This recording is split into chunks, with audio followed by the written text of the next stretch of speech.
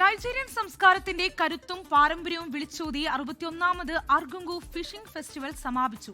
നൈജീരിയയിലെ KB സ്റ്റേറ്റിലെ മദൻഫഡ നദിയിലാണ് മേള നടന്നത്. നൈജീരിയയിൽ നിന്നും ബ്ലസൻ ചെറുവക്കൽ തയ്യാറാക്കിയ റിപ്പോർട്ടിലേക്ക്.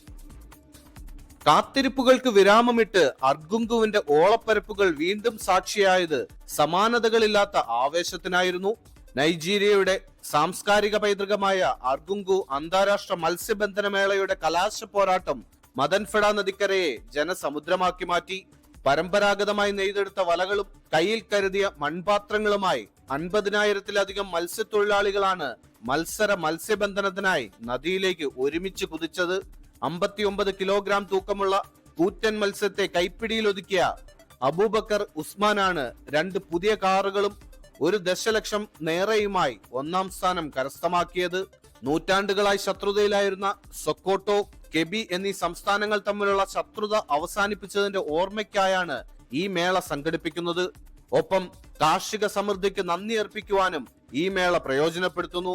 മത്സ്യബന്ധനത്തിനപ്പുറം വലിയൊരു സാംസ്കാരിക വിരുന്നിനാണ് ഇത്തവണ കെബി സാക്ഷ്യം വഹിച്ചത്. പരമ്പരാഗത ഗുസ്തി, അമ്പെയ്ത്ത്, വള്ളം കളി എന്നിവ മേളയ്ക്ക് കൊഴുപ്പേകി. യുനെസ്കോയുടെ പൈതൃക പട്ടികയിൽ ഇടം പിടിച്ച ഈ മേള കാണുവാൻ നൈജർ, ചാഡ്, ടോഗോ തുടങ്ങിയ അയൽ രാജ്യങ്ങളിൽ നിന്നും ആയിരക്കണക്കിന് വിനോദസഞ്ചാരികളാണ് കെബിയിലേക്ക് എത്തിയത്.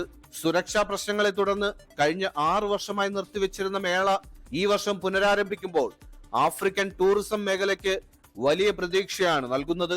ബ്ലസൻ ചെറുവക്കൽ, 24 നൈജീരിയ.